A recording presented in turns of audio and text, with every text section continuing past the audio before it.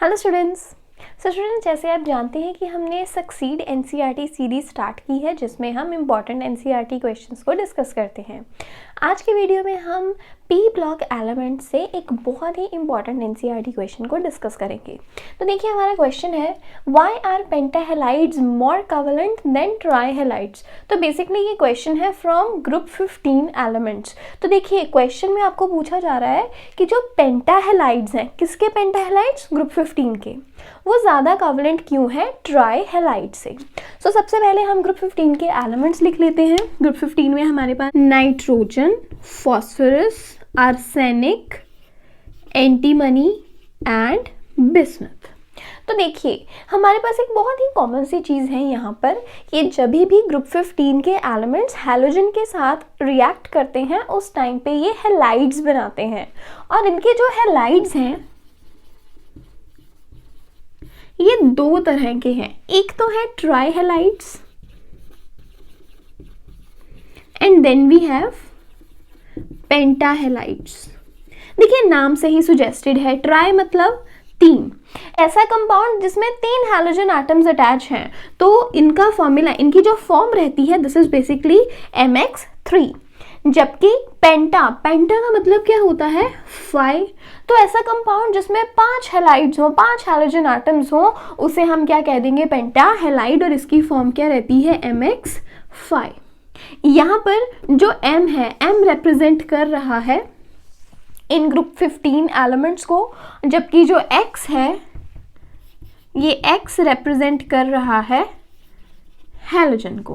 Halogen हमें पता है क्या होते हैं? Fluorine, chlorine, bromine, iodine. अब देखिए, यहाँ पे हमारे पास क्या पॉइंट है, बहुत ही इंटरेस्टिंग पॉइंट है यहाँ नोट करने के लिए कि ये जो सभी एलिमेंट्स हैं, सभी के सभी एलिमेंट्स, चाहे वो नाइट्रोजन है, फॉस्फोरस है, आर्सेनिक है, antimony is there, then we have bismuth, ये सभी के सभी ट्राइहेलाइड बनाने की क्षमता रखते हैं।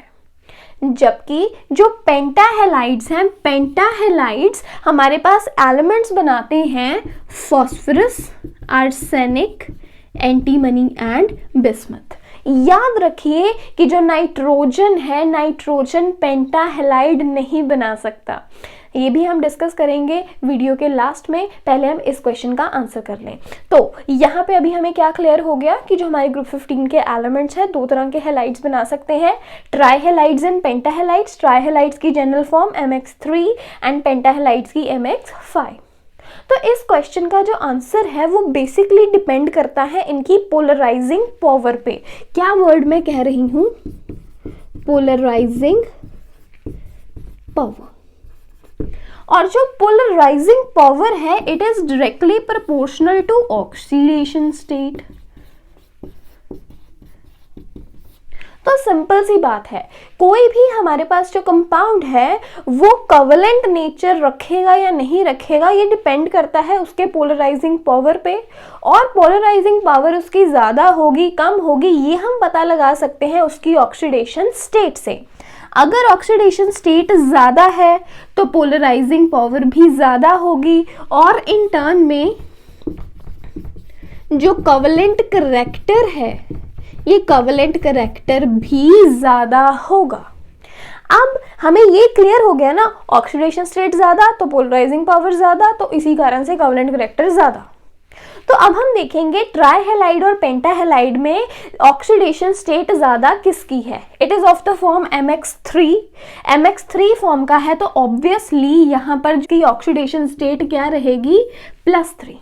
आप कैलकुलेट करते हैं ना ऑक्सीडेशन स्टेट, आपको क्लास 11 में बताते हैं कि अगर हमारे पास MX3 है, अब हैलाइड्स की तो हमें पता है -1 रहती है, तो M की हमें नहीं पता, तो इसे हम X मान लेते हैं। तो this is equals to X plus 3 times -1। Overall ये जो कंपाउंड है न्यूट्रल है तो equals to 0। X - 3 equals 0, X equals +3।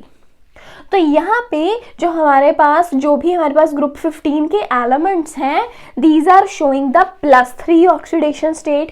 इसी तरह से पेंटाहेलाइड में जो हमारे पास ग्रुप 15 के एलिमेंट्स हैं, ये कितनी ऑक्सीडेशन स्टेट शो करेंगे? +5 की। अब आप ही बताइए, ट्राईहैलाइड की ऑक्सीडेशन स्टेट ज़्यादा है या फिर पेंटाहैलाइड की? सो इट इज क्लियर कि जो ऑक्सीडेशन स्टेट है वो पेंटाहैलाइड्स की ज़्यादा है एज कंपेयर टू ट्राईहैलाइड। क्योंकि पेंटाहैलाइड की ऑक्सीडेशन स्टेट ज़्यादा है इसलिए उसकी पोलराइजिंग पावर ज़्यादा होगी।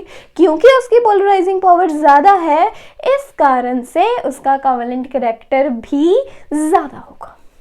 तो हमेशा याद रखिए, अगर आपको इस तरह का क्वेश्चन आता है जिसमें आपको पूछा जाए कि पेंटाहैलाइड्स ट्राईहैलाइड से ज़्यादा कोवेलेंट क्यों है, तो आपके आंसर का जो बेसिस है वो क्या है? Polarising power.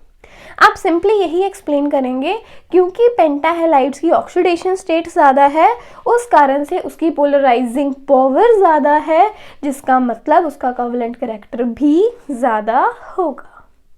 अगर आप पोलराइजिंग पावर से फेमिलियर नहीं है तो लेट मी टेल यू कि जो पोलराइजिंग पावर है उसका मतलब होता है किसी इलेक्ट्रॉन को अपनी तरफ खींचने की कैपेसिटी, किसी इलेक्ट्रॉन को अपनी तरफ खींचने की क्षमता। अब एक साइड पे हमारे पास क्या है? ग्रुप 15 के एलिमेंट्स, दूसरी साइड पे हमारे पास क्या है? हैलाइड्स, हैलोजन एटम्स है। अब क्योंकि इसकी पोलराइजिंग पावर ज़्यादा, हमें तो पता है कि जो हैलोजन है वो इलेक्ट्रोनेगेटिव है नेचर में, वो तो इलेक्ट्रॉन को अपनी तरफ खींचने की कोशिश करेगा। लेकिन इस साइड पे जो हमारे पास ग्रुप 15 के एलिमेंट्स हैं, क्योंकि ऑक्सीडेशन स्टेट ज़्यादा है, क्योंकि पोलराइजिंग पावर ज़्यादा है, इसलिए वो भी इक्वली इलेक्ट्रॉन को अपनी तरफ खींच के रखने की कोशिश करेंगे। इस वजह से उनमें जो कोवेलेंट कैरेक्टर है वो आ जाता है।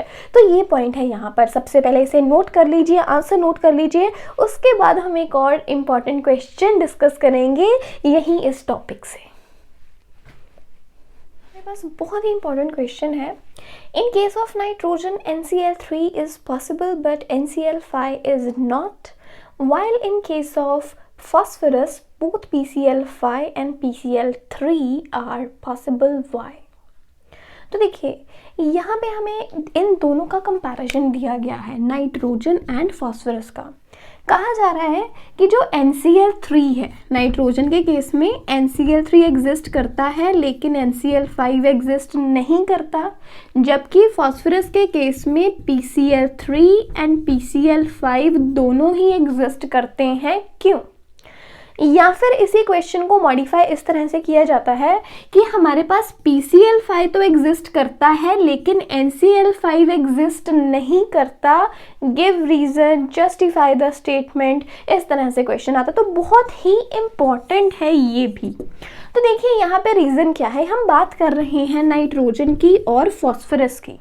अब अगर हम इनके आउटर मोस्ट इलेक्ट्रॉनिक कॉन्फ़िगरेशन लिखें, देखिए नाइट्रोजन के केस में हमारे पास क्या आएगा? 2s2 2p3। I am talking about the outermost electronic configuration। अब यहाँ पे S में 2 इलेक्ट्रॉन्स हैं, यहाँ P में 3 इलेक्ट्रॉन्स हैं, और हमें पता है कि 2D जैसी कोई चीज़ नहीं होती। मतलब जो हमारे पास नाइट्रोजन है इसके पास वेकेंट d ऑर्बिटल्स नहीं है, जबकि अगर हम फॉस्फोरस के केस में लिखें तो हमारे पास क्या होगा? 3s2 and it has vacant 3d orbitals. It has vacant d orbitals। तो ये अपने S में से, इसके देखिए S में 3s2, मतलब यहाँ पे जो इसका 3s है इसमें 2 इलेक्ट्रॉन्स हैं, जो इसके P में 3 इलेक्ट्रॉन्स हैं, 3p3। अब यहाँ 3s जिसमें 2 इलेक्ट्रॉन हैं, यहाँ से ये एक इलेक्ट्रॉन को प्रमोट कर सकता है अपने वेकेंट d ऑर्बिटल में। अगर यहाँ से ये एक इलेक्ट्रॉन प्रमोट कर देगा यहाँ, तो इसके पास पॉसिबिलिटी बन जाती है +5 ऑक्सीडेशन स्टेट शो करने की। क्योंकि ये +5 ऑक्सीडेशन स्टेट शो कर सकता है इसलिए PCl5 एग्जिस्ट करता है। जबकि ऐसी कोई भी वेकेंट डी ऑर्बिटल नाइट्रोजन के पास नहीं है। ना इसके पास वेकेंट डी ऑर्बिटल है, ना ही ये अपने इलेक्ट्रॉन को प्रमोट करके +5 ऑक्सीडेशन स्टेट शो कर सकता है। लेकिन इसके पास, क्योंकि यहाँ पे इसके p में 3 अनपेयर्ड इलेक्ट्रॉन्स हैं, तो यहाँ से ये +3 की ऑक्सीडेशन स्टेट तो शो कर सकता है डेफिनेटली। अब जो फॉस्फोरस है ये +5 ऑक्सीडेशन स्टेट शो करेगा कब? जब ये यहाँ से अपने एक इलेक्ट्रॉन को एक्साइट करवा देगा। अगर ये इलेक्ट्रॉन एक्साइट नहीं भी कराता, उस टाइम पे फॉस्फोरस के पास क्या होगा?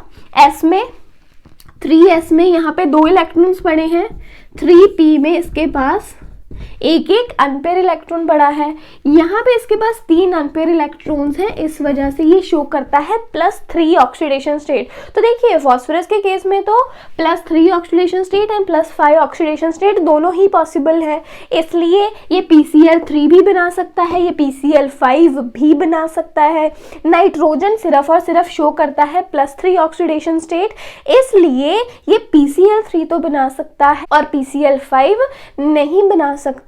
तो सिंपल सा रीजन इसका ये है कि जो नाइट्रोजन है it does not have vacant D orbital, इसके पास वेकेंट डी ऑर्बिटल्स नहीं है, जिस वजह से ये +5 ऑक्सीडेशन स्टेट एग्जिबिट नहीं कर सकता और PCl5 भी एग्जिस्ट और NCl5 भी एग्जिस्ट नहीं करता।